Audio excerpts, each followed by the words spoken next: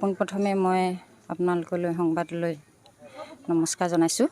লগতে মাননীয় মুখ্যমন্ত্ৰী ডাঙৰীয়া আৰু ডিগবৈ সমষ্টি বিধায়ক মহোদয় আৰু সকলো অসমবাসী ৰাইজলৈ মই প্ৰথমে সেৱা জনাইছোঁ আৰু মোৰ হিয়াৰ ভৰা মৰম যাচিছোঁ।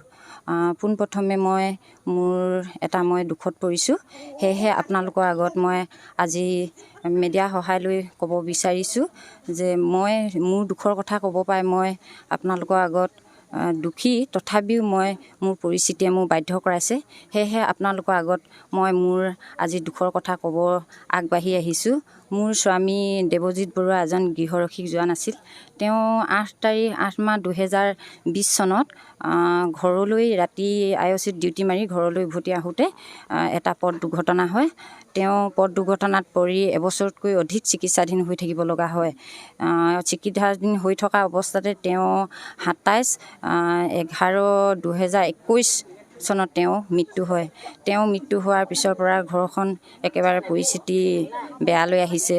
আপোনালোকে ৰাইজেও জানে আৰু মাননীয় মুখ্যমন্ত্ৰী ডাঙৰীয়াও জানে যে গৃহৰক্ষীক দৰমহা কিমান পায়, কিমান দিয়ে, আৰু গৃহৰক্ষী জোৱানৰ ৱাইফে কি পায় কি নাপায় আপোনালোকে জানে। সেয়েহে মই ঘৰখন চলাই নিব নোৱাৰা অৱস্থাত হৈ আজি মই মিডিয়াৰ ওচৰত সহায় বিচাৰিছোঁ আৰু অসমবাসীৰ ওচৰতো মই সহায় বিচাৰিছোঁ আৰু মাননীয় মুখ্যমন্ত্ৰী ডাঙৰীয়াৰ ওচৰতো মই সহায় বিচাৰিছোঁ। 3টাকৈ সন্তান মোৰ পঢ়া শুনাত খোৱা বোৱাত যথেষ্টখিনি অসুবিধা হৈছে। সেইকাৰণেহে আপোনালোকৰ আশীৰ্বাদ মৰমে মই অকণমান সহায় বিচাৰিছোঁ। মাননীয় মুখ্যমন্ত্ৰী ডাঙৰীয়াই যেন মোৰ মুখখন দেখি আপোনালোকে বুজি পায় মই এটা কেনেকুৱা পৰিস্থিতিত আপোনালোকৰ ওচৰত কেমেৰা সন্মুখত আজি মই থিয় হৈছোঁ। সেয়েহে মোৰ দেখি আপোনালোকে যেন মোক সহায় হাত আগবঢ়ায় আৰু ঘৰখন চলাই নিব পৰাকৈ কিবা এটা সুবিধা দিয়ে, তাৰে আশাৰে মই আজি আপোনালোকৰ আগত থিয় হ'লোঁ। এইটো সন্দৰ্ভত আপোনাৰ স্থানীয় বিধায়ক তথা উদ্বোধন কৰ্তৃপক্ষ কাৰোবাৰ ওচৰলৈ গৈছিলে নেকি? মই বিধায়ক মহোদয়ৰ ওচৰলৈ এদিন গৈছিলোঁ, তেওঁ ওলাই গ'ল বুলি ক'লে, লগ নাপালোঁ। যিহেতু মোৰ বিধায়ক এজন ককাইদেউৱে হয়, মই আগতে মামৰণি গাঁৱৰে বাসিন্দা আছিলোঁ। মই প্ৰথম তেওঁক যেতিয়া মই ভোটৰ কাৰ্ডটো হাতত লৈছিলোঁ, মোৰ দুচকুৱে তেওঁকে দেখা পাইছিলোঁ।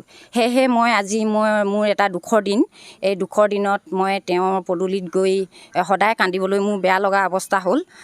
তেওঁ যাতে মোক দুখ দেখি কাষ চাপি আহে, মই তাৰে আশা কামনা কৰিছোঁ। আৰু মই আমাৰ SP ছাৰৰ ওচৰত এদিন গৈছিলোঁ। তাত তেওঁ আমাৰ দেৱজিৎ দেউৰী ছাৰে আছিলে। তেওঁক মই 1 নম্বৰতে মই কৰিছিলোঁ, এপইণ্টমেণ্ট লৈছিলোঁ আৰু মোৰ লগত কেইবাগৰাকীও সতীৰ্থ গৈছিলে।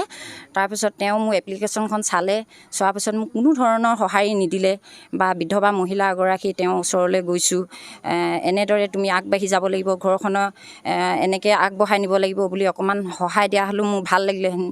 তেওঁ কোনো ধৰণৰ সহায় নিদিলে। সেয়েহে মই আপোনালোকৰ ওচৰত আজি কাষ চাপিছোঁ, আপোনালোকে যেন মোক সহায় কৰে। আৰু সকলো অসমবাসী ৰাইজলৈ মোৰ এটাই অনুৰোধ, মোক যেন ন্যায় অকণমান লাগে ঘৰখন আগবঢ়াই নিয়াৰ ক্ষেত্ৰত। ল'ৰা ছোৱালীকেইটা যেনেকুৱা মই সুশিক্ষিত কৰি অসমৰ ৰাইজৰ আগত চিনাকি দিব পাৰোঁ। ঠিক আছে, ধন্যবাদ।